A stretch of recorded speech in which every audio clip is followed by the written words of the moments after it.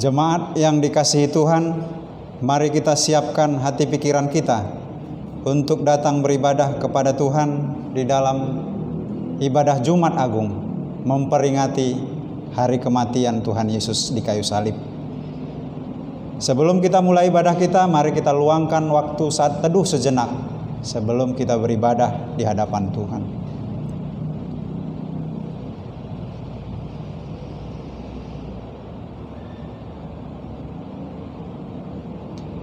Nyanyian pujian 353, Tuhan di bait-Nya yang suci. Tuhan di bait-Nya yang suci, Tuhan di bait-Nya yang suci, diamlah segenap bumi, berdiam diri di hadapannya.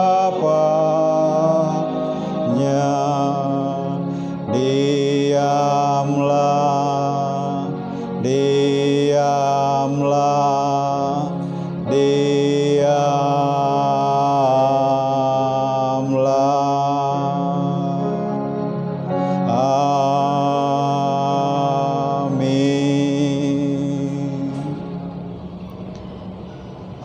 Fotum mengawali ibadah kita, Yesaya 53 ayat 4 dan 5. Tetapi sesungguhnya penyakit kitalah yang ditanggungnya, dan kesengsaraan kita yang dipikulnya.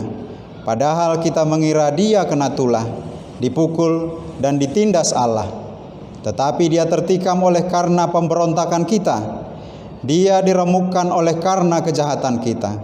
Ganjaran yang mendatangkan keselamatan bagi kita ditimpakannya kepadanya, dan oleh bilur-bilurnya kita menjadi sembuh. Amin.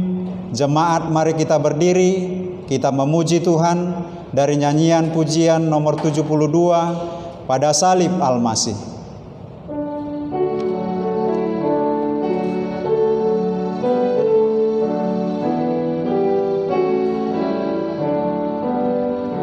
Sungguhkah Yesus telah mati, darahnya pun tumpah. Sungguhkah bagi yang keji tersiksa Sang Raja. Pada salib Al-Masih celik mataku, hatiku bebaslah dari beban. Pada salibnya sumber imanku, hidupku penuh kesukaan. Sungguhkah karena dosaku tersalib Al-Masih, betapa agung dan penuh rahmat-Nya tak terperi. Pada salib Al-Masih celik mataku, hatiku bebaslah dari beban. Pada salibnya sumber imanku, hidupku penuh kesukaan. Tak heran udar Sang Surya dan bumi pun kelam, di saat mati heliknya mengganti yang kejam. Pada salib Al-Masih celik mataku, hatiku bebaslah dari beban. Pada salibnya sumber imanku, hidupku penuh kesukaan. Sungguh besar deritamu, tak mampu ku balas. Ku beri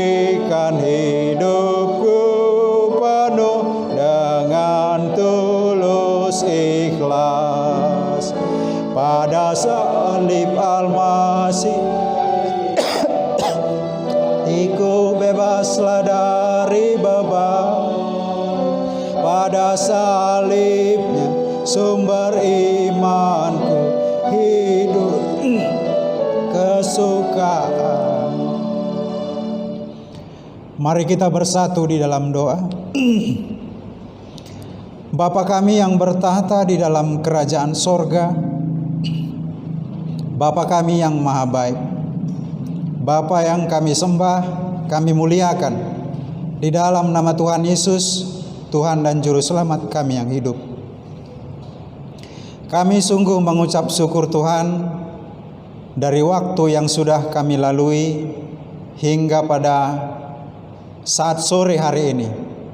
Tuhan masih memberkati kehidupan kami, memberikan kami kelimpahan kesehatan, pertolongan, perlindungan, keselamatan, dan segala berkat melimpah yang daripada Tuhan. Tuhan Bapa di dalam sorga, kami juga mengucap syukur Tuhan. Kalau di sore hari ini kami boleh Tuhan izinkan, Tuhan layakkan datang beribadah kepada Tuhan, memuji, memuliakan nama Tuhan yang kudus di dalam Jumat Agung, peringatan hari kematian Tuhan Yesus di kayu salib. Tuhan Bapa di dalam surga, kami serahkan setiap kami yang sudah mempersiapkan diri untuk beribadah di hadapan Tuhan. Tuhan mengurapi, memberkati setiap kami, supaya ketika kami beribadah di hadapan Tuhan, kami datang dengan segala kerendahan hati, rasa takut dan hormat di hadapan-Mu.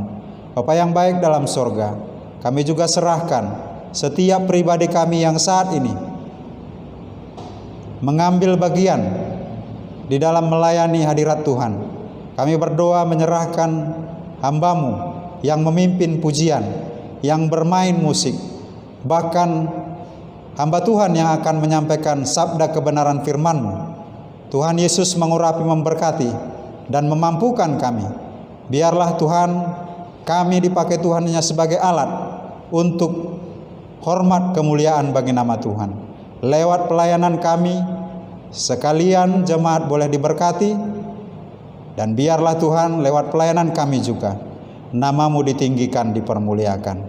Inilah doa kami Bapa. Kami serahkan ibadah kami, awal hingga berakhirnya hanya ke dalam tangan kasih Tuhan. Ampuni dosa kesalahan kami, supaya kami layak datang memuji, memuliakan, bahkan melayani hadirat Tuhan di dalam kehidupan kami. Dalam nama Tuhan Yesus, Tuhan dan Juru Selamat kami yang penuh kuasa, kami sudah berdoa dan mengucap syukur. Amin. Pujilah pada Bapa dan Allah Anak serta Roh Kudus,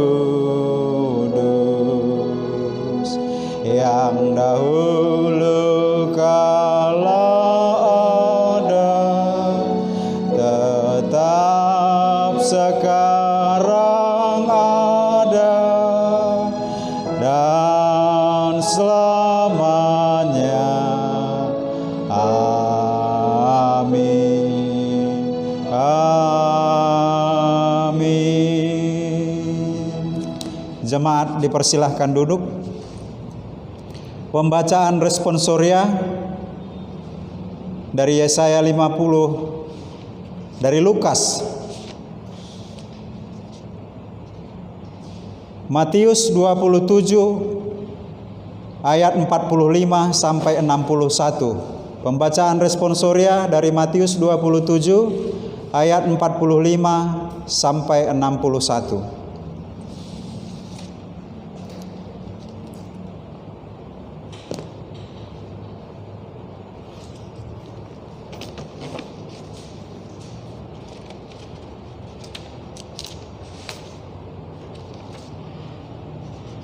Matius 27 ayat 45 sampai 61. Kita membaca silih berganti.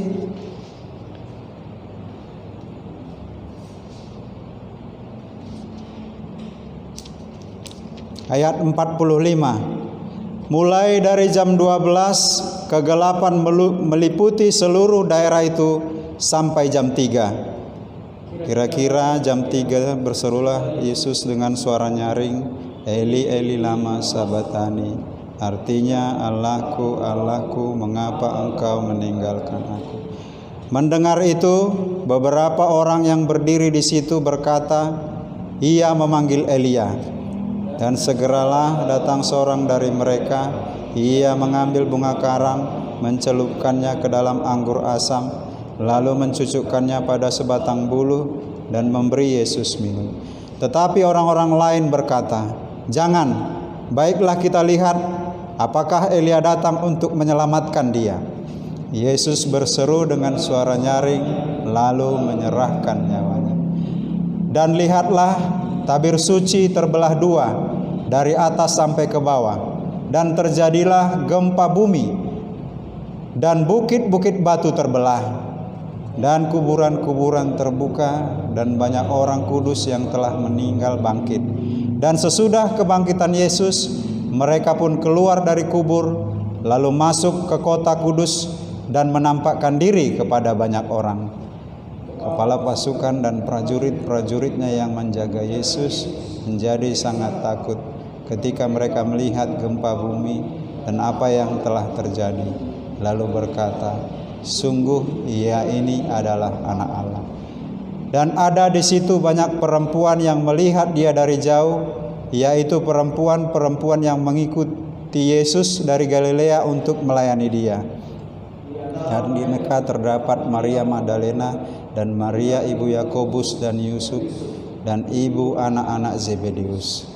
Menjelang malam datanglah seorang kaya, orang Arimatea yang bernama Yusuf, dan yang telah menjadi murid Yesus juga. Ia pergi menghadap Pilatus dan meminta mayat Yesus. Pilatus memerintahkan untuk menyerahkannya kepadanya. Dan Yusuf pun mengambil mayat itu, mengapaninya dengan kain lenan yang putih bersih, lalu memberikan dalam kubur yang baru yang digalinya di dalam bukit batu. Dan sesudah menggulingkan sebuah batu besar ke pintu kubur itu, pergilah ia. 61 kita bersama. Tetapi Maria Magdalena dan Maria yang lain tinggal di situ, duduk di depan kubur itu. Amin. Tuhan memberkati pembacaan firman-Nya. Kita memuji Tuhan, respon dari firman Tuhan yang sudah kita baca dari nyanyian pujian 304. Kuserahkan hidupmu karenamu.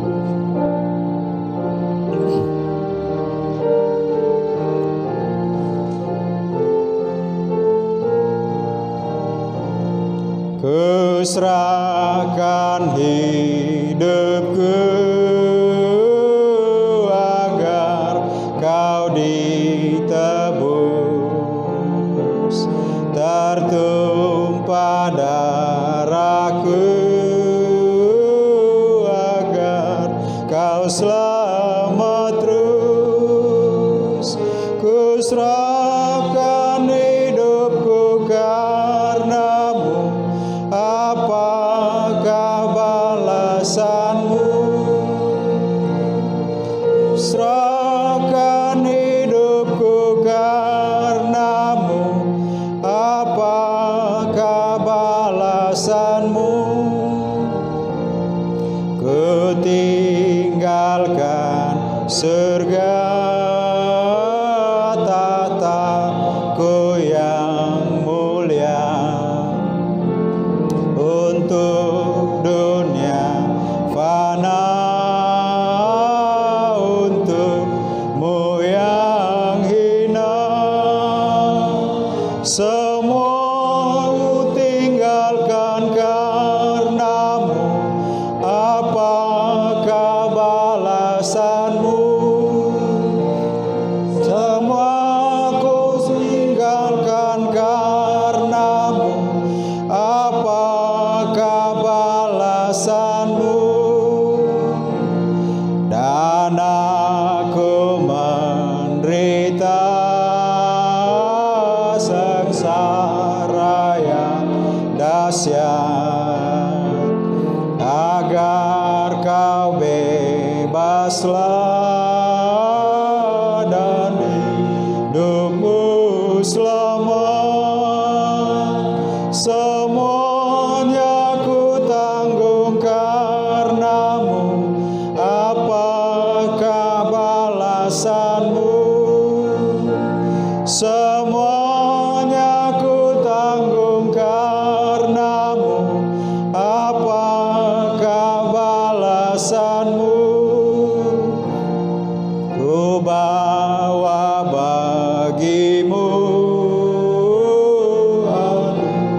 anugerah surgawi, keselamatan penuh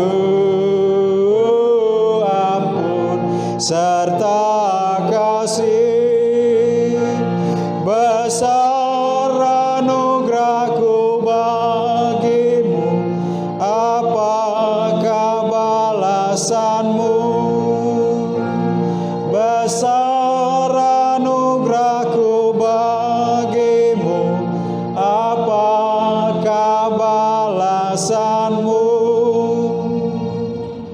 Tuhan Yesus yang sudah menyerahkan hidupnya untuk mati, tersalib, untuk menebus dosa setiap orang-orang yang sungguh percaya kepada Tuhan. Tuhan menanyakan dalam setiap kehidupan kekristenan kita, apakah balasan yang sudah kita berikan dari pengorbanan Tuhan Yesus? Kita akan memberikan yang terbaik kepada Tuhan dalam persembahan kita dengan menyanyikan nyanyian pujian nomor 71.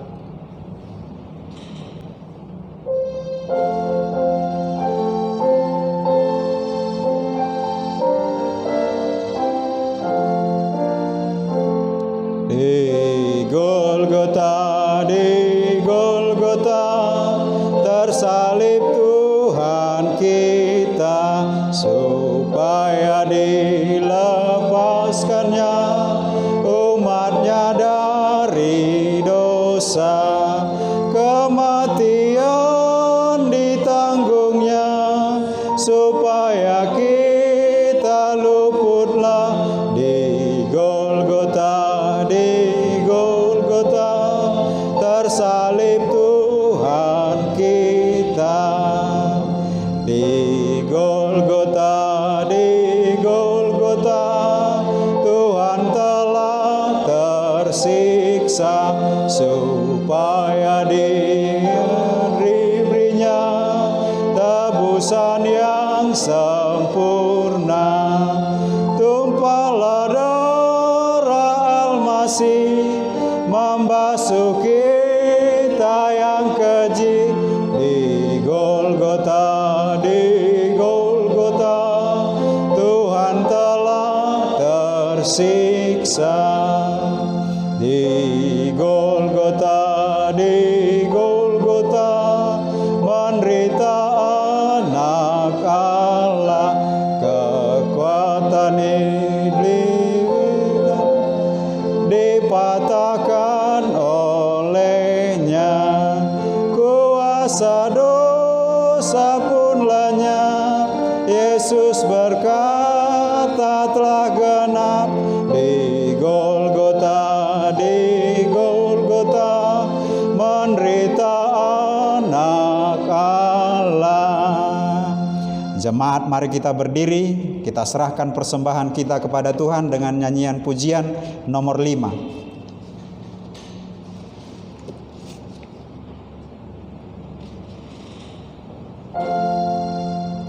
Puji Allah dan mulia, hai makhluk surga dan dunia, atas berkatnya puji terus Sang Bapa, Putra, Roh Kudus. Amin.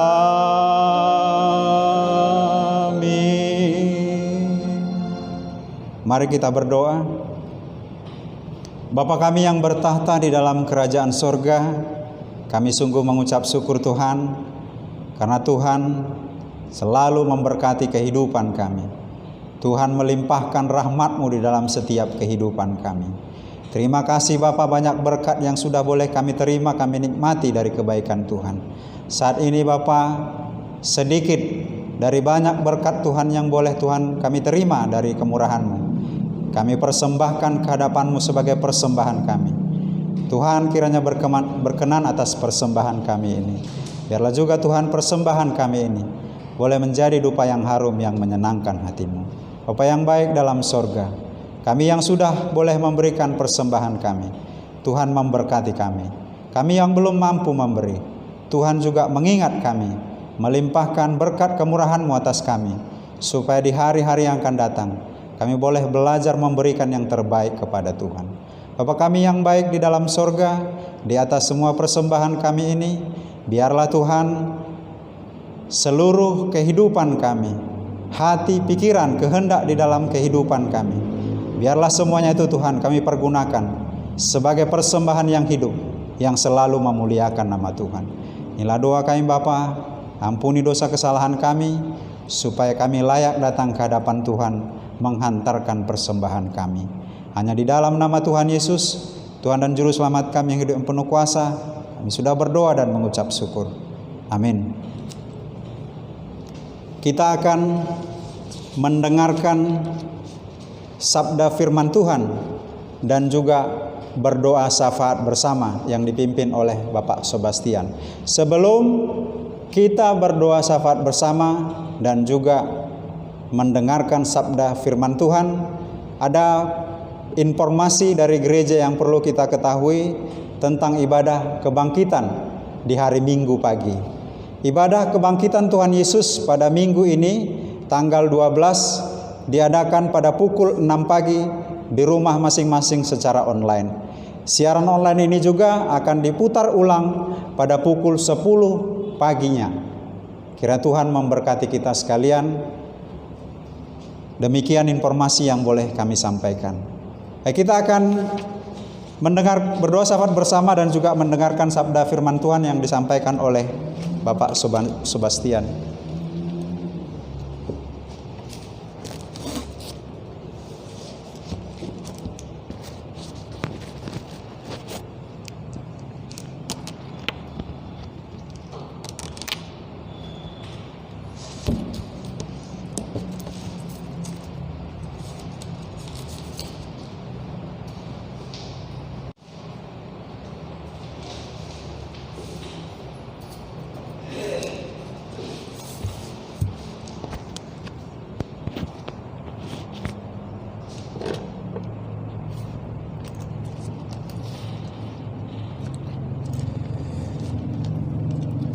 Nah, firman Tuhan yang akan kita dengarkan di saat ini untuk mengingat tentang kematian Tuhan Yesus di atas kayu salib adalah Lukas pasal 23. Lukas 23 ayat 39 sampai 43.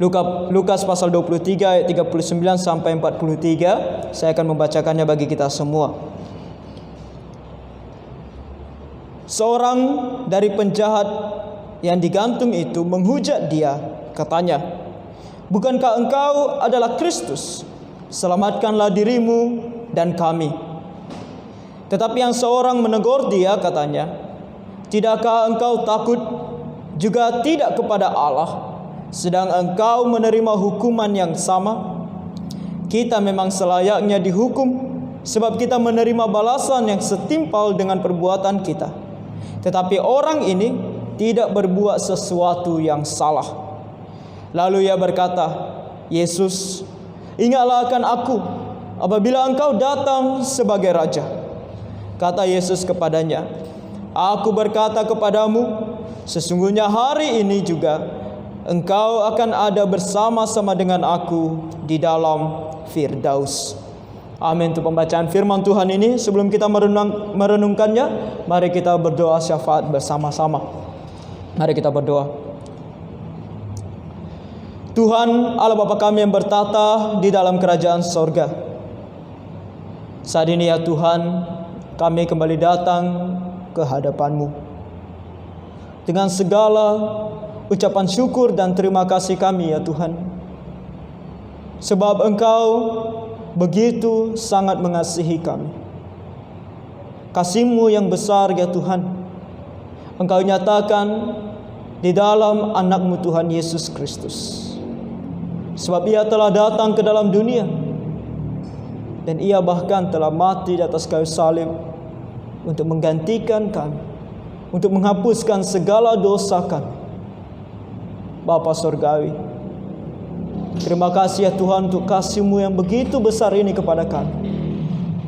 Dan di saat ini ya Tuhan, kami datang ke hadirat-Mu. Kami mau mengingat ya Tuhan tentang apa yang Tuhan Yesus lakukan bagi kami. Karena ya Tuhan, dengan mengingat akan kematian Tuhan Yesus, sungguh hati kami yang penuh dengan dosa bisa mendapatkan kelegaan. Sebab hanya di dalam Tuhan Yesus segala dosa-dosa kami ya Tuhan bisa dihapuskan dan diampuni. Bapa Surgawi, di saat ini ya Tuhan, ketika kami akan merenungkan firman-Mu, Bapa, biarlah Engkau yang membuka hati dan pikiran kami ya Tuhan. Engkau yang menolong kami ya Bapa, melalui Roh Kudus-Mu yang bekerja di dalam hati dan pikiran kami, agar kami ya Tuhan boleh memahami akan firman-Mu, ya bukan hanya memahaminya ya Tuhan, tetapi sungguh percaya dan mengikut Tuhan Yesus seumur hidup kami. Sebab di sini ya Tuhan akan kami lihat respon yang baik dan benar yang sesuai dengan kehendak-Mu, dan apa yang Engkau janjikan bagi mereka yang sungguh-sungguh mau percaya dan mengikut Engkau. Oleh karena itu ya Tuhan, ke dalam tangan-Mu kami serahkan pemberitaan firman-Mu ini. Biarlah Engkau yang menolong kami semua. Berkati semua anak-anak-Mu, jemaat-Mu, dan semua yang mendengarkan firman-Mu ini, yang beribadah dari rumah mereka masing-masing ya Tuhan. Sekiranya mereka dengan tenang dan penuh dengan hati yang mau mendengarkan firman-Mu, boleh duduk dan tenang untuk mendengarkan firman-Mu saat ini. Bapa, ke dalam tangan-Mu kami serahkan ini.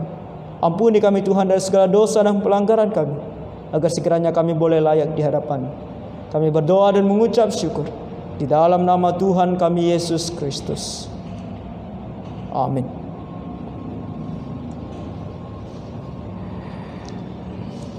Mungkin sepanjang sejarah kehidupan kita sebagai orang Kristen, ini adalah pertama kalinya kita memperingati dan mengingat tentang kematian Tuhan Yesus di rumah masing-masing. Yang biasanya kita datang ke rumah Tuhan, tapi karena keadaan saat ini kita melakukannya di rumah masing-masing. Ini adalah hal yang tidak bisa kita kendalikan, sesuatu yang Tuhan izinkan terjadi di dalam dunia kita saat ini. Maka kita terus berdoa dan berharap kiranya Tuhan yang menolong, kiranya Tuhan yang membantu sehingga masalah pandemik di dunia saat ini boleh berhenti dan kita bisa kembali datang ke rumah Tuhan. Namun biarlah kondisi saat ini tidak menurunkan keinginan kita untuk beribadah kepada Tuhan, terlebih mendengarkan firman Tuhan dan merenungkan kembali tentang apa yang dilakukan oleh Tuhan Yesus di atas kayu salib. Apa yang dilakukan Tuhan Yesus di atas kayu salib? Kalau kita membaca dalam Roma pasal 5 ayatnya ke-8 sampai 9, saya akan membacakannya bagi kita. Akan tetapi Allah menunjukkan kasih-Nya kepada kita oleh karena Kristus telah mati untuk kita ketika kita masih berdosa. Lebih-lebih karena kita sekarang telah dibenarkan oleh darah-Nya, kita pasti akan diselamatkan dari murka Allah. Tujuan Tuhan Yesus mati di atas kayu salib cuma satu, yaitu menyelamatkan orang berdosa, mengampuni segala dosa kita.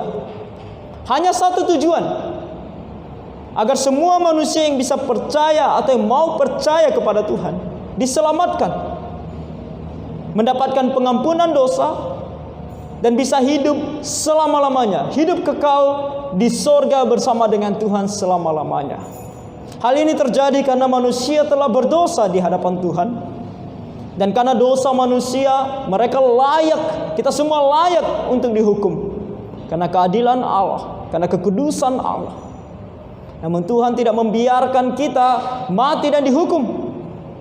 Tapi Dia begitu mengasihi kita. Makanya di sini dikatakan, akan tetapi Allah menunjukkan kasih-Nya kepada kita, sehingga Dia mengaruniakan anak-Nya yang tunggal, Tuhan Yesus, sehingga kita diselamatkan.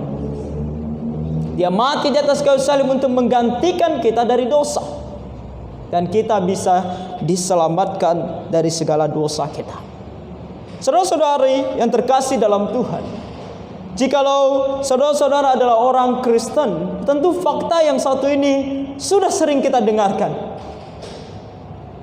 Atau kita yang aktif datang ke gereja, atau kita yang pernah mendengarkannya dari saudara, dari teman kita, pernah mendengarkan hal ini tentang Tuhan Yesus yang mati di atas kayu salib untuk menghapus segala dosa kita. Apalagi dalam Jumat Agung seperti ini, di sosial media mungkin kita ada melihat orang mengutip ayat firman Tuhan tentang ada seseorang bernama Yesus yang mati di atas kayu salib untuk menghapus dosa dunia. Bagi kita yang belum percaya kepada Tuhan Yesus, ada waktu, ada kesempatan di mana kita mendengarkan akan hal ini.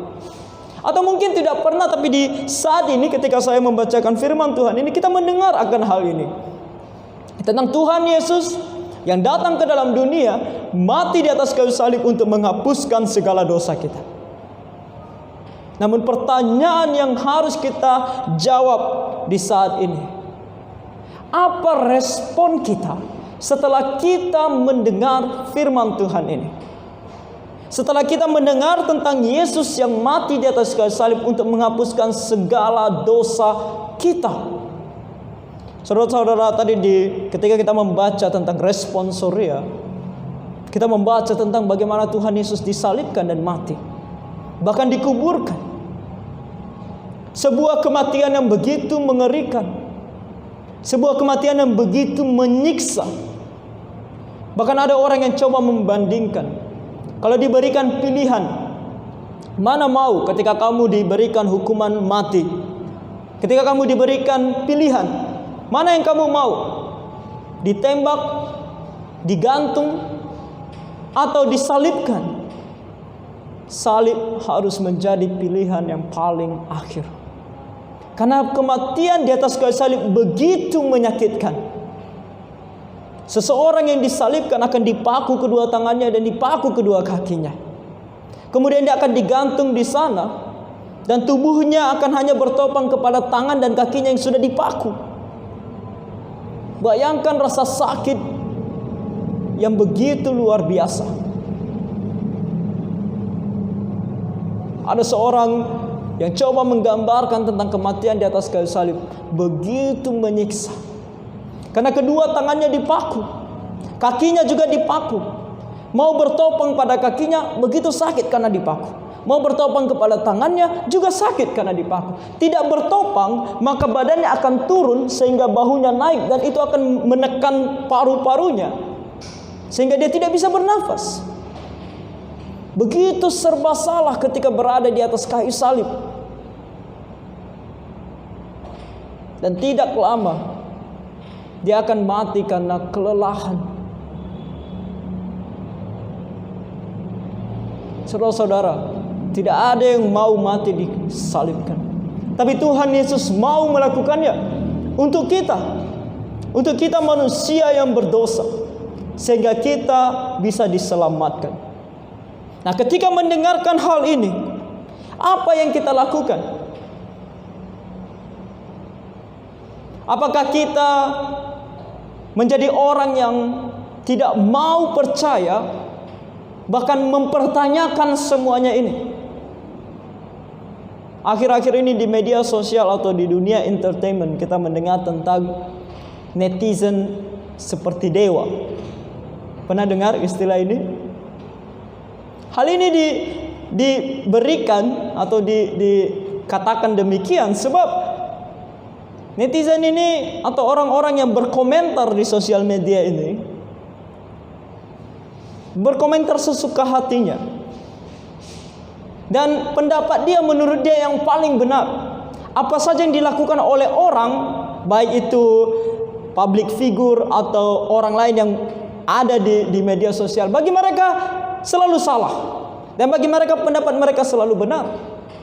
Dan yang anehnya, kalau seseorang melakukan sesuatu mereka bilang salah, dan kalaupun orang itu melakukan hal yang sebaliknya, mereka tetap bilang salah. Kenapa? Karena mereka begitu banyak sejuta pertanyaan yang bisa membuat orang itu salah. Walaupun yang dilakukan orang itu benar, mereka tetap anggap itu salah. Berkomentar sesuka hatinya dan menilai sesuka hatinya. Saudara-saudara sadar atau tidak sadar, ada manusia yang juga berkomentar demikian terhadap Allah, mempertanyakan seluruh kebijakan Allah. Ketika Allah menghukum orang berdosa, kita mengatakan Tuhan jahat.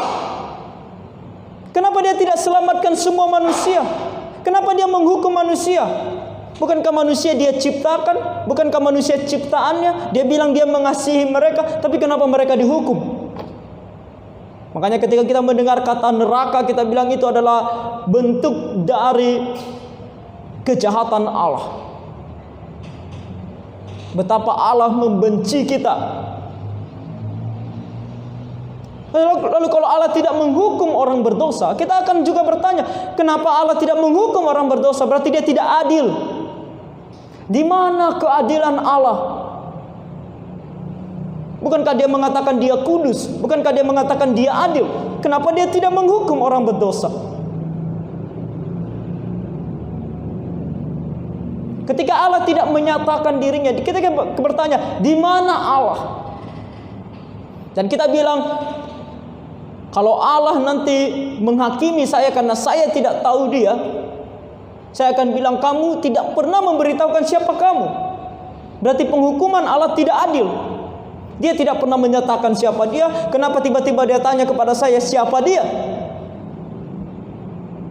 Ketika Allah sudah menyatakan dirinya dalam firman-Nya, kita pun bilang, emangnya benar?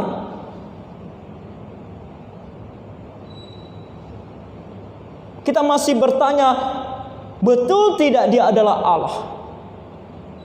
Dan kalaupun dia sudah jelas-jelas mengatakan dia Allah, kita tidak mau percaya. Itulah respon kebanyakan orang. Dan dalam firman Tuhan yang kita akan renungkan, Lukas 23 ayat 39 sampai 43 ini, kita melihat dua respon tentang orang-orang yang mendengar, bukan hanya mendengar, bahkan melihat Tuhan Yesus disalibkan. Apa respon mereka? Dan saya berdoa dan berharap kita memberikan respon yang benar. Ayat 39 berkata, seorang dari penjahat yang digantung itu menghujat dia. Saudara-saudara, yang menghujat dia di sini adalah seorang penjahat. Nah, penjahat adalah orang yang pekerjaannya hanya melakukan yang jahat. Sesederhana itu. Mereka yang melakukan kejahatan, mereka yang tidak melakukan kebenaran. Bisa dikatakan orang yang disebut sebagai kriminal, pelaku kejahatan.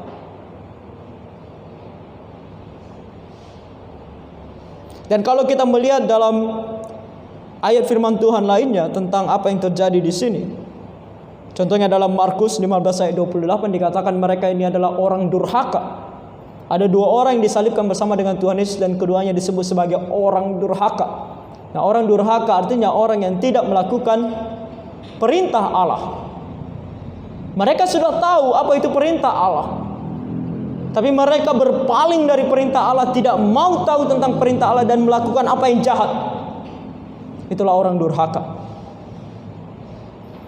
Dan juga disebutkan mereka adalah penyamun. Secara sederhana pencuri, bisa juga diartikan sebagai pemberontak. Intinya adalah mereka bukan tidak tahu ada firman Tuhan. Mereka bukan tidak tahu ada peraturan dari firman Tuhan. Mereka hanya suka untuk melanggarnya, itu saja. Dan kita manusia yang hidup di dalam dunia ini tidak lebih baik dari mereka. Karena kita semua pernah melakukan dosa. Kita semua pernah melakukan kejahatan. Mencuri tidak lebih jahat dari berbohong. Berbohong tidak lebih baik dari membunuh. Semuanya adalah dosa di hadapan Tuhan. Semuanya sama di mata Tuhan. Kita adalah orang berdosa. Nah, orang berdosa yang satu ini, kita tidak tahu yang mana satu ya. Ada yang bilang itu di sebelah kiri Tuhan Yesus. Kita tidak pernah tahu karena firman Tuhan tidak mengatakan kepada kita yang sebelah kiri atau yang sebelah kanan. Tapi yang pasti salah satu di antara mereka yang disalibkan bersama dengan Tuhan Yesus menghujat dia. Nah, menghujat, firman Tuhan begitu spesifik menggunakan kata. Dia menggunakan kata menghujat. Dia enggak menggunakan kata mengejek atau mengolok-ngolok. Dia menggunakan kata menghujat. Nah, menghujat artinya merendahkan Tuhan. Ini adalah tindakan dari seseorang yang mengenal siapa itu Yesus. Dia tahu siapa Tuhan Yesus. Dia mendengar. Kalau mungkin dia belum mendengar sebelumnya, setidaknya di atas kayu salib dia ada dengar. Kenapa? Kalau kita membaca bahwa ada juga orang-orang yang lain yang menghujat Tuhan Yesus. Sebelum dia menghujat Tuhan Yesus, ada orang-orang lain yang menghujat Tuhan Yesus. Kita lihat dalam Markus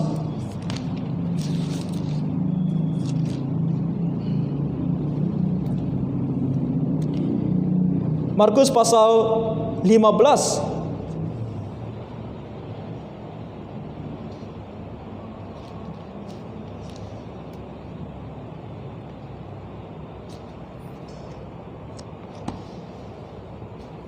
Kalau kita melihat di sini di ayat 16 dikatakan di sana, kemudian serdadu-serdadu membawa Yesus ke dalam istana, yaitu gedung pengadilan, dan memanggil seluruh pasukan berkumpul. Ini waktu Tuhan Yesus belum disalibkan. Mereka mengenakan jubah ungu kepadanya, menganyam sebuah mahkota duri dan menaruhnya di atasnya. Kemudian mereka mulai memberi hormat kepadanya, katanya, "Salam hai Raja orang Yahudi." Bahkan ketika Tuhan Yesus belum disalibkan, begitu banyak orang mengolok-ngolok dia. Mengolok-ngolok dia, menghina dia, mencaci dia. Dan kalau kita melihat ayat 29, dikatakan di sana, orang-orang yang lewat di sana menghujat dia. Nah, ini setelah Tuhan Yesus disalibkan. Setelah Tuhan Yesus disalibkan, orang yang lewat, orang yang menyaksikan penyalibannya di atas kayu salib, mereka mengejek dia, menghujat dia. Dan sambil menggelengkan kepala mereka berkata, "Hai engkau yang mau merubuhkan bait suci dan mau membangunnya kembali dalam 3 hari, turunlah dari salib itu dan selamatkan dirimu." Mereka menghujat dia. Kamu katakan bahwa engkau adalah Allah. Engkau katakan bahwa engkau mampu melakukan apa saja. Lalu kenapa kamu disalibkan? Kenapa kamu tidak bisa membebaskan dirimu dari kayu salib? Orang-orang yang lewat ini mengenal Tuhan Yesus. Selama 3,5 tahun pelayanannya, dia sangat terkenal dan mereka tahu apa yang dia lakukan dan apa yang dia ajarkan. Tapi ketika dia disalibkan, mereka semua menghujat dia. Dan bukan hanya orang-orang yang lewat, bukan hanya rakyat biasa. Ayat 31 dari Markus pasal 15. Demikian juga imam-imam kepala bersama-sama ahli Taurat. Mereka yang membaca firman Tuhan, mereka yang memiliki firman Tuhan bersama dengan mereka yang pelajari firman Tuhan, terkhususnya perjanjian lama dari kitab Kejadian sampai kitab Maleakhi. Bukan hanya mempelajarinya, mereka yang mengajarkan firman Tuhan, mengolok-ngolokkan dia di antara mereka sendiri, dan mereka berkata, orang lain ia selamatkan tetapi dirinya sendiri tidak dapat ia selamatkan. Baiklah Mesias, Raja Israel itu turun dari salib itu supaya kita lihat dan percaya. Demikianlah mereka mengolok-ngolok dia dan menghujat dia. Dan tidak ada bedanya dengan salah satu di antara penjahat yang disalibkan bersama dengan Tuhan Yesus. Dia katakan dalam Lukas 23 ayat 39, katanya, "Bukankah engkau adalah Kristus?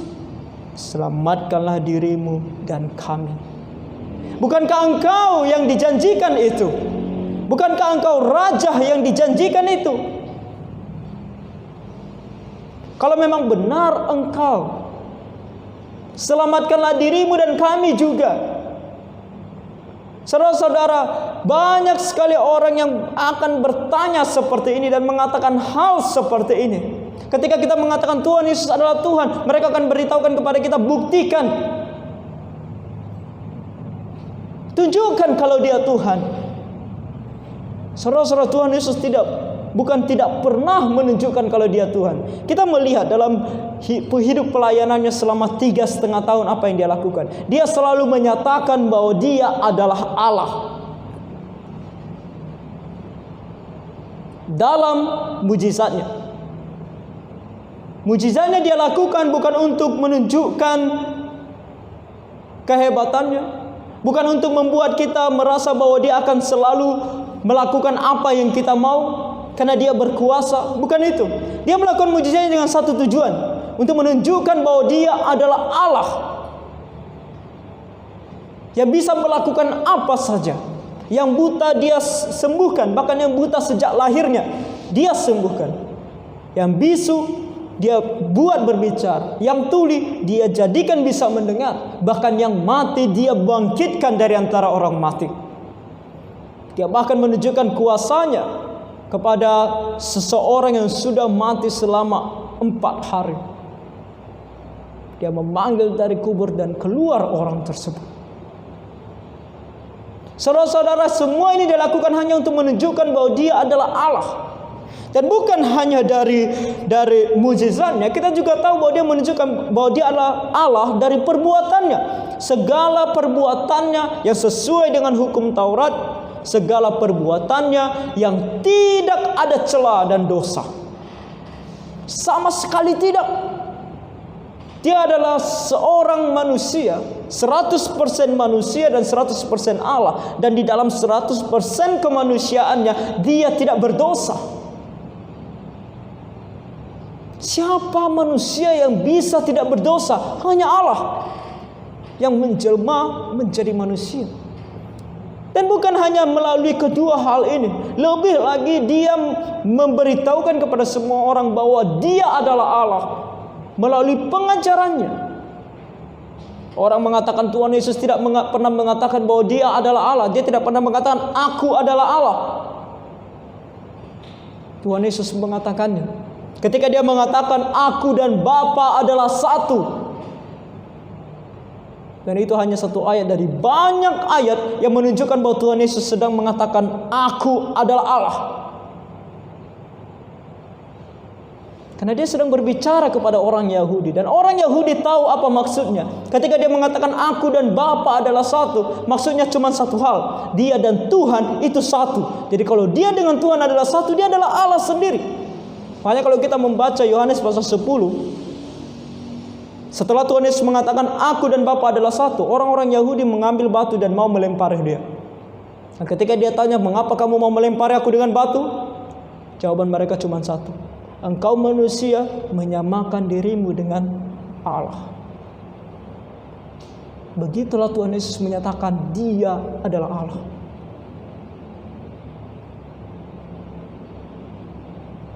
Jadi Tuhan Yesus selalu menyatakan dirinya bahwa Dia adalah Allah. Tapi mereka tidak mau percaya. Segala hal yang Dia lakukan bagi mereka. Dan ketika Dia pun mau disalibkan, Dia selalu memberitahukan kepada mereka bahwa Dia pasti akan disalibkan. Anak manusia akan digantung di atas kayu salib untuk menghapus dosa manusia. Dan di dalam perjanjian lama, para imam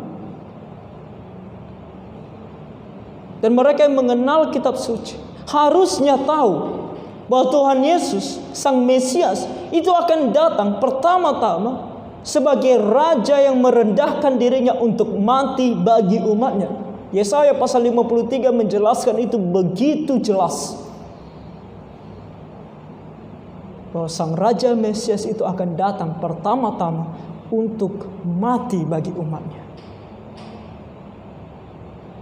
Jadi tidak ada alasan sebenarnya bagi mereka untuk tidak tahu Dia Allah. Jadi kalau sekarang mereka meminta hal-hal ini untuk berkata bahwa berarti kamu Allah dan kami akan percaya kepadamu kalau kamu bisa turun dari atas kayu salib. Itu hanya sebuah ejekan dan olok-olokan. Intinya adalah kami tidak mau percaya kepadamu meskipun engkau mengatakan engkau adalah Allah. Saudara-saudara, mau kita percaya atau tidak percaya dia adalah Allah, dia tetap adalah Allah. Dia tetap adalah Allah.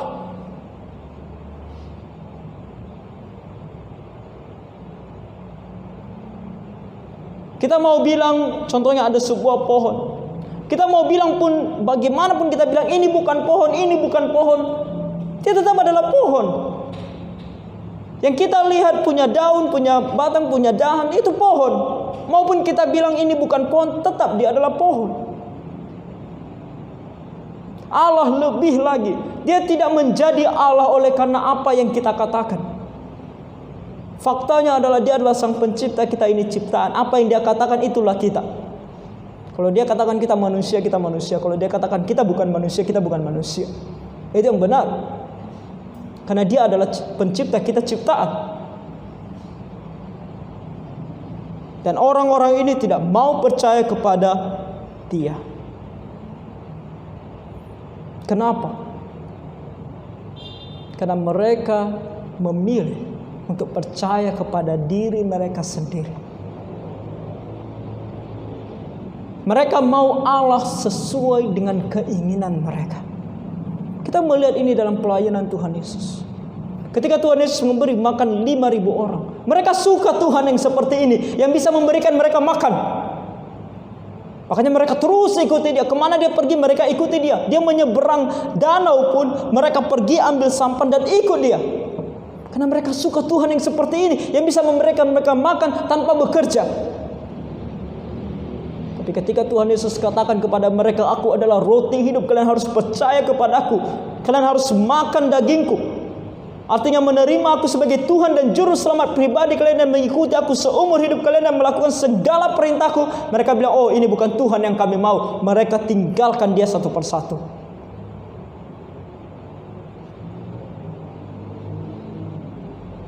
Karena mereka mau Tuhan yang sesuai dengan keinginan mereka. Intinya adalah Tuhan mereka adalah mereka sendiri. Saudara-saudara, betapa kita juga begitu percaya kepada Tuhan dalam imajinasi kita. Kita bilang Tuhan tidak mungkin mati di atas kayu salib. Mengapa Tuhan harus mati di atas kayu salib? Saya pernah berbicara kepada seorang anak muda. Ketika saya sampaikan kepada dia bahwa Tuhan mengasihi dia karena Tuhan Yesus mati di atas kayu salib untuk menghapus segala dosanya. Dia bilang apa? Kenapa Tuhan harus mati bagiku di atas kayu salib? Aku yang berdosa, aku yang harus tanggung dosaku.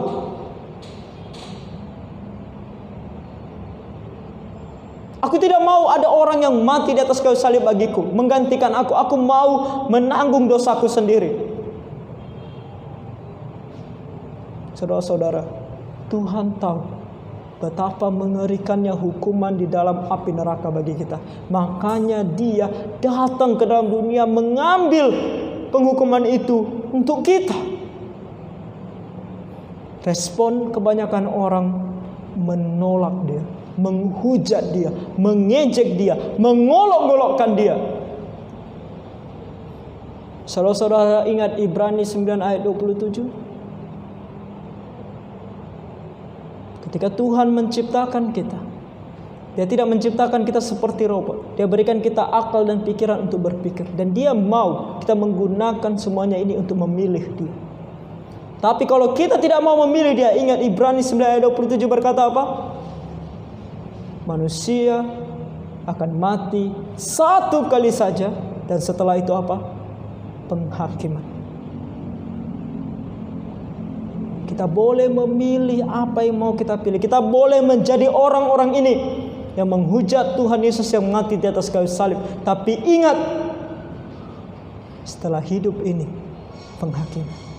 Dia yang mati di atas kayu salib akan duduk di atas tahtanya dan kamu akan dihakimi oleh dia. Dan dia akan berkata, ketika kamu mendengar bahwa aku disalibkan untuk menghapus dosamu, bukan memilih untuk menerima aku, melainkan memilih untuk menghujat aku. Tentu hukumannya ialah api neraka. Kita mau bilang, oh Tuhan tidak adil, Tuhan begitu jahat. Kamu tidak bisa bilang apa-apa. Karena Tuhan adalah Tuhan. Dan Dia melakukan apa saja yang sesuai dengan kehendak. Lebih baik kita takut. Makanya orang kedua, penjahat kedua berkata kepada temannya yang berteriak-teriak menghujat Tuhan Yesus. Katanya apa? Ayat 40, tetapi yang seorang menegur dia, berteriak kepada dia, "Hei, tidakkah engkau takut juga tidak kepada Allah? Tidakkah engkau takut bahkan kepada Allah? Kenapa? Karena sedang engkau menerima hukuman yang sama. Lihat di mana engkau berada." Ketika dia mengatakan tidakkah engkau takut, dia mengatakan kepada temannya ini, jangan ikut-ikutan dengan mereka. Oh, mereka masih bisa hidup bebas. Mereka yang lewat tadi, mereka masih hidup. Mungkin mereka masih bisa hidup berapa puluh tahun lagi. Mereka masih punya kesempatan untuk kembali memikirkan akan apa yang sudah mereka lakukan. Tapi kamu sedang disalibkan. Sebentar lagi kamu akan mati. Tidakkah kamu takut ketika kamu mati ada penghakiman dan Allah akan menghakimi kamu? Tidakkah kamu takut karena engkau sedang berada dalam jurang maut? Sebentar lagi maut akan menerima kamu dan kamu akan dihakimi oleh Allah dan kamu akan dilemparkan ke dalam api neraka selama-lamanya. Tidakkah kamu takut? Dia bilang, kalau aku takut. Ayat 41. Kita memang selayaknya dihukum. Aku takut sebab aku tahu bahwa aku ini layak untuk dihukum. Aku melakukan dosa. Aku melakukan semua hal untuk melanggar firman Tuhan. Aku tahu apa itu perintah Tuhan, tapi aku langgar. Aku tahu. Aku adalah seorang pemberontak. Aku adalah seorang penyamun. Aku adalah orang durhaka terhadap hukum Allah. Aku tahu bahwa aku layak untuk mendapatkan ini. Aku layak untuk disalibkan. Sebab kita menerima balasan yang setimpal dengan perbuatan kita. Sesuai dengan perbuatan kita. Apa yang kita lakukan, itu yang kita terima. Kita melakukan kejahatan, kita dihukum. Dan ini juga sama ketika Allah akan menghukum kita. Karena kita melakukan kejahatan, Allah akan menghukum kita. Tetapi orang ini yang kamu hujat ini tidak berbuat sesuatu yang salah. Saudara-saudara, iman timbul oleh karena pengetahuan. Dan pengetahuan yang berasal dari firman Tuhan. Orang ini mengetahui sesuatu hal tentang Tuhan Yesus. Yaitu dia mengetahui bahwa Yesus tidak melakukan dosa apapun. Ketika dia mengatakan bahwa orang ini tidak berbuat sesuatu apapun yang salah. Yaitu dalam kehidupan Tuhan Yesus ketika dia melakukan mujizatnya, ketika dia melakukan segala perbuatannya, dan bahkan ketika dia mengajarkan ajarannya, tidak ada yang salah. Tidak ada yang melanggar firman Tuhan, tidak ada yang melanggar hukum Taurat, tidak ada sama sekali. Semuanya sesuai dengan kehendak Tuhan. Dia mengetahui akan hal ini. Dia tidak berbuat sesuatu apapun yang salah. Pontius Pilatus pun ketika dia harus mengatakan bahwa Tuhan Yesus akan dihukum mati, dia mencuci tangannya. Kenapa? Karena dia tahu orang ini tidak melakukan satu kesalahan pun. Tidak ada satu peraturan pun atau hukum pun yang dia langgar. Semua orang hanya mau dia disalibkan, itu saja intinya. Dan kamu yang ada di atas kayu salib, jangan ikut dengan mereka. Karena kita tahu orang yang satu ini tidak melakukan dosa apapun. Jadi dia percaya bahwa segala sesuatu yang dilakukan oleh Tuhan Yesus dalam dunia ini benar, termasuk pengajarannya. Lalu ia berkata apa? Sekarang dia berkata kepada Tuhan Yesus. Lalu dia berkata kepada Tuhan Yesus, dia bilang apa? Tuhan, ingatlah akan aku apabila Engkau datang sebagai Raja. Kalimat ini dalam bahasa aslinya bisa kita terjemahkan lebih sederhana lagi, yaitu ketika dia katakan di sini, Tuhan, ingatlah akan aku ketika Engkau sampai atau ketika Engkau masuk di dalam kerajaan-Mu.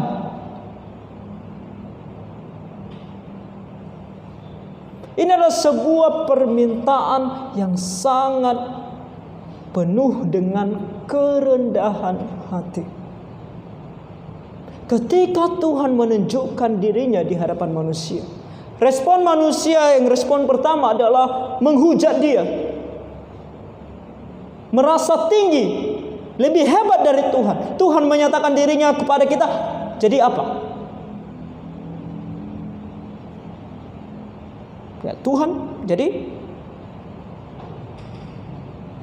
mau benar atau tidak, siapa peduli?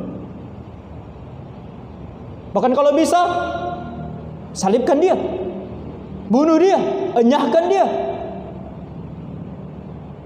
Tapi orang yang satu ini, dia mengatakan apa? Ingatlah akan aku, sebuah permintaan yang begitu penuh dengan kerendahan hati. Dia tidak meminta, Tuhan, bawa aku ke sorga sekarang. Tuhan, aku layak untuk pergi ke sorga, bawa aku ke sorga. Dia tidak bilang itu. Tuhan, lihat aku membela Engkau di hadapan penyamun yang satu ini, penjahat yang satu ini. Kamu lihat kan betapa baiknya aku, betapa aku layak untuk masuk sorga. Dia tidak bilang begitu. Dia minta dengan penuh kerendahan hati hanya untuk mengingat dia. Dia tahu kalaupun dia masuk dalam api neraka, itu layak bagi dia karena dia adalah orang berdosa.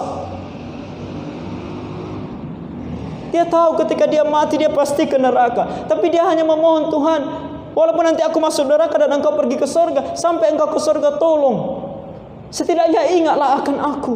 Setidaknya dengan Engkau mengingat akan aku, mungkin dengan kemurahan-Mu Engkau akan mengambil aku dari neraka untuk pergi ke sorga.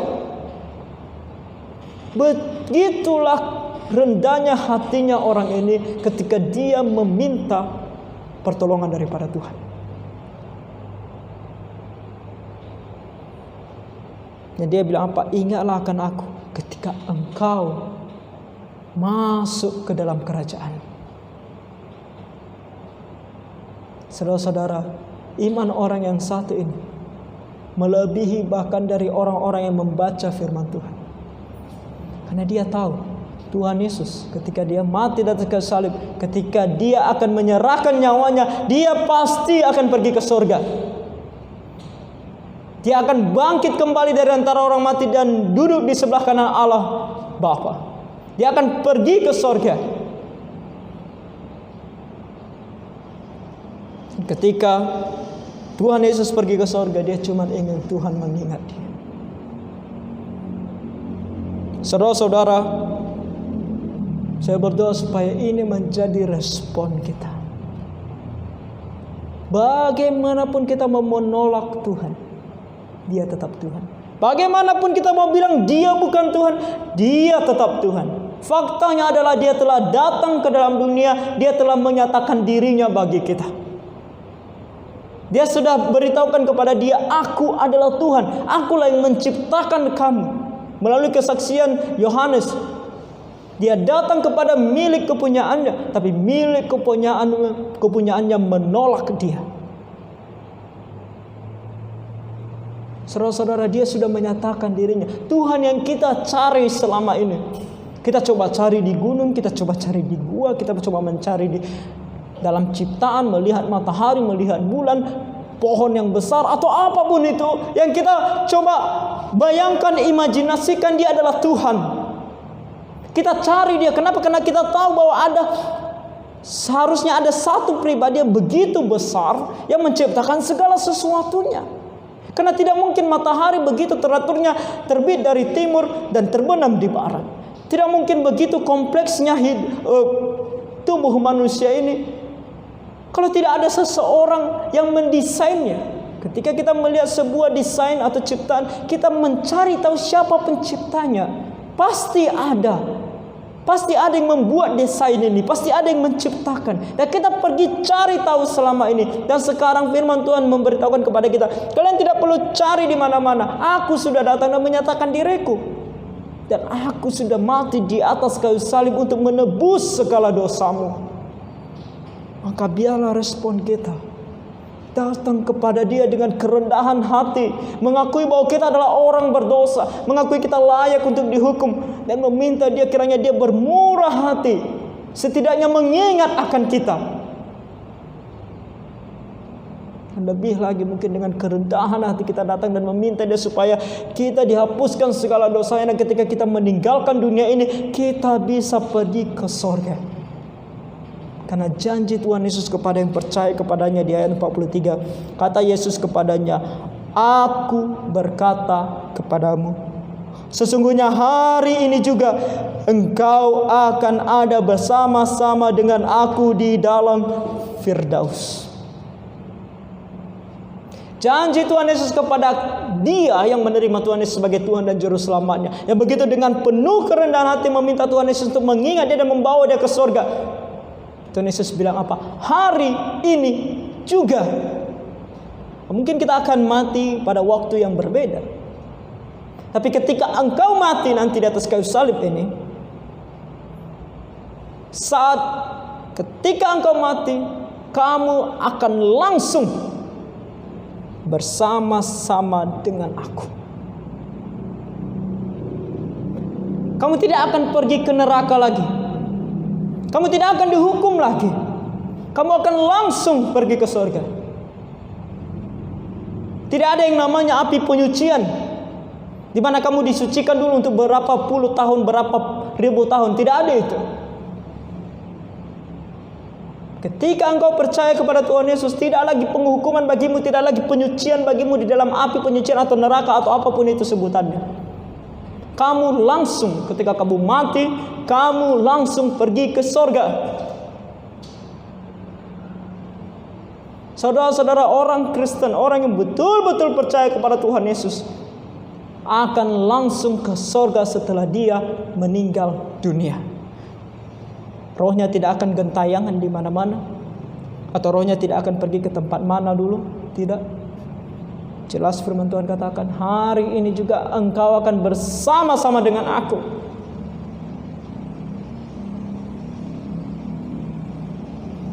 Roh orang Kristen akan diterima di hadapan Tuhan langsung ketika dia tinggalkan dunia ini. Makanya kita tidak, ketika ada orang Kristen yang meninggal dunia, ketika kita tahu dia adalah orang yang sungguh-sungguh percaya kepada Tuhan Yesus, kita tidak bilang lagi bahwa semoga kebaikannya atau apapun yang dilakukan dalam dunia ini diterima di hadapan Tuhan. Ketika dia sudah percaya kepada Tuhan Yesus, menerima Tuhan Yesus sebagai Tuhan dan Juru Selamatnya, kebaikannya atau perbuatan apapun yang dia lakukan di dalam dunia ini tidak dihitung lagi. Karena dia pasti akan langsung pergi ke surga. Makanya Tuhan Yesus bilang apa? Hari ini juga engkau akan ada bersama-sama dengan aku di mana? Di dalam Firdaus. Firdaus adalah kata lain dari surga. Menggunakan kata Firdaus untuk menunjukkan tentang sebuah tempat yang begitu indah. Begitu indah, begitu aman, begitu nyaman, begitu penuh dengan damai. Tidak ada susah, tidak ada air mata. Tuhan Yesus menggunakan kata Firdaus di sini untuk memberitahukan penjahat dunia. Hidup kamu mungkin dalam dunia begitu susah. Sekarang pun kamu harus menderita di atas kayu salib karena menanggung dosa kamu atau perbuatan kamu yang telah kamu lakukan. Tapi karena kamu sudah percaya kepadaku, kamu tidak akan pergi ke neraka, tempat yang begitu mengerikan. Kamu akan pergi ke tempat yang begitu indah, yaitu sorga atau Firdaus. Jadi saudara, pilihan ada di tangan kita. Ada orang ketika dia mendengar tentang Tuhan Yesus, dia menghujat Tuhan. Tapi ada orang yang memilih yang paling baik. Ketika dia mendengar tentang Tuhan Yesus, dia dengan kerendahan hati datang kepada Tuhan Yesus, meminta pengampunan dosa dan mau diselamatkan. Minta Tuhan untuk membawa dia ke surga. Dan Tuhan yang baik, Tuhan yang sudah menyatakan dirinya kepada umat manusia ini, berjanji, engkau yang percaya kepadaku, engkau pada hari di mana engkau tinggalkan dunia ini, kamu akan bersama-sama dengan aku di Firdaus. Kita memilih. Topik di malam hari ini adalah bersama Tuhan dalam Firdaus. Akankah kita mau menerima Tuhan Yesus, percaya kepada Dia, sehingga hari ke depan ketika kita tinggalkan dunia ini, kita akan bersama dengan Dia di Firdaus. Saudara-saudara, saya berdoa dan berharap kita memilih yang benar. Kiranya Tuhan menolong kita. Mari kita berdoa.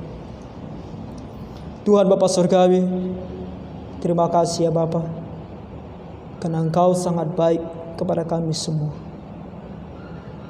Engkau tidak melupakan kami, meskipun banyak dosa yang kami lakukan di hadapan-Mu.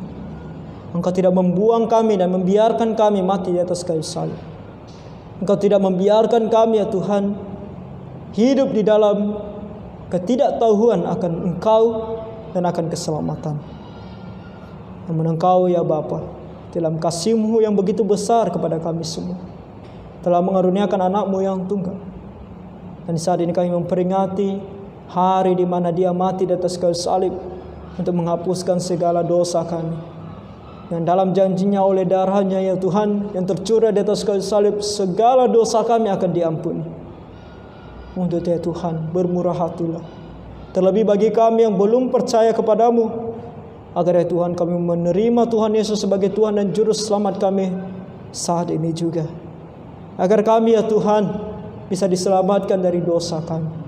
Kami memohon kepadamu ya Bapa, ampuni segala dosa kami.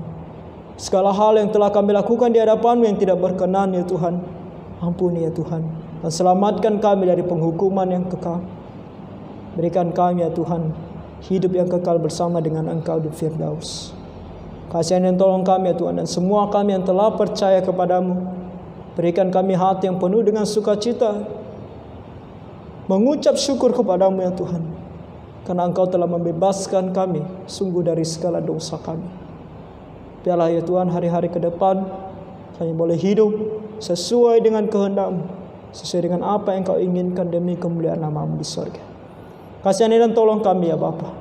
Kami serahkan hidup kami ini ke dalam tangan-Mu. Dalam nama Tuhan Yesus kami berdoa dan mengucap syukur. Amin. Kita tutup ibadah kita nyanyian pujian nomor 187, Salib Hina.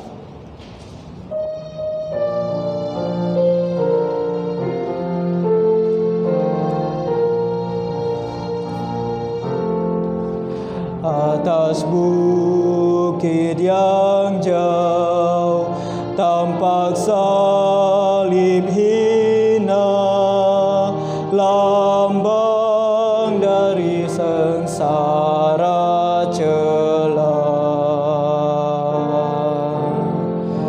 Pada salib itu Tuhanku terpaku, menebus dosa isi dunia.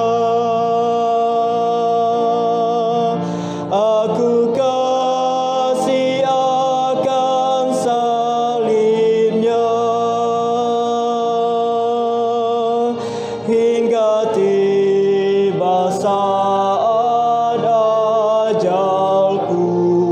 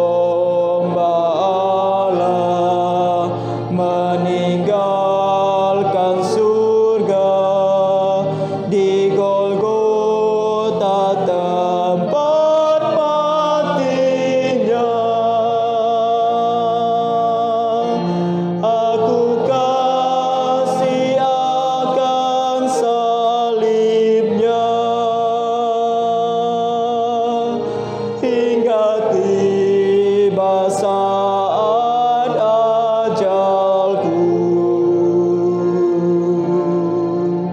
ku tetap memegang salibnya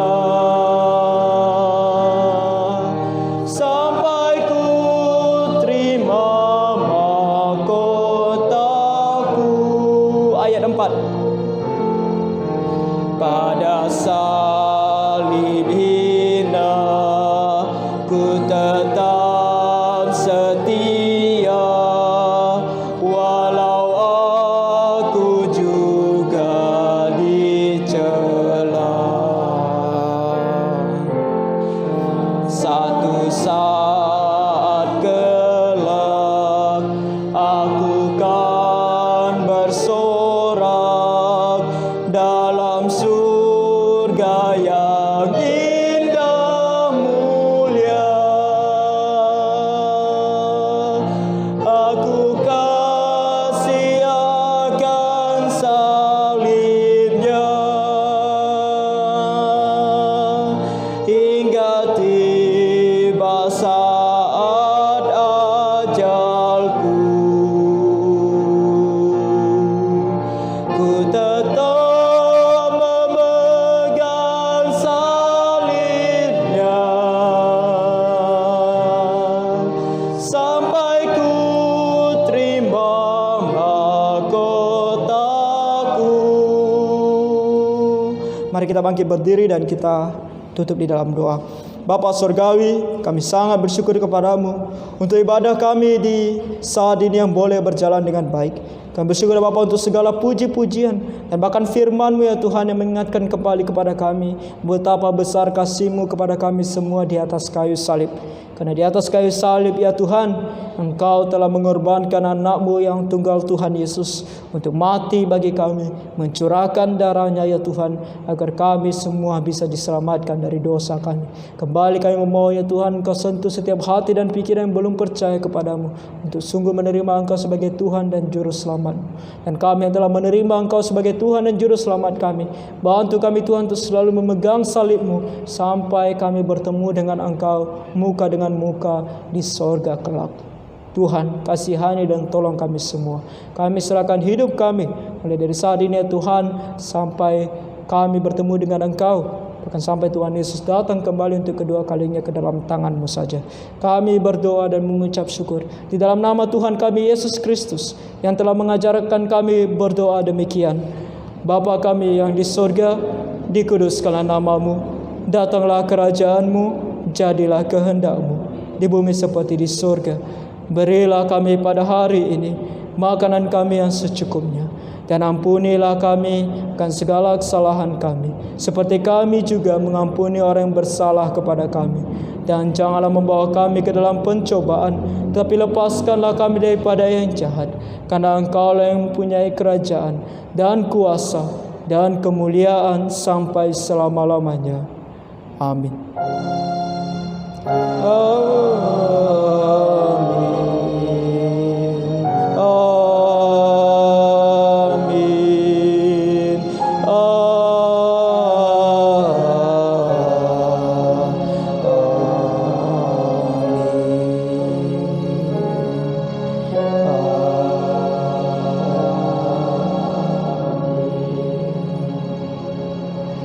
Jemaat silakan duduk kembali. Doa teduh dan kebaktian kita telah selesai. Tuhan memberkati.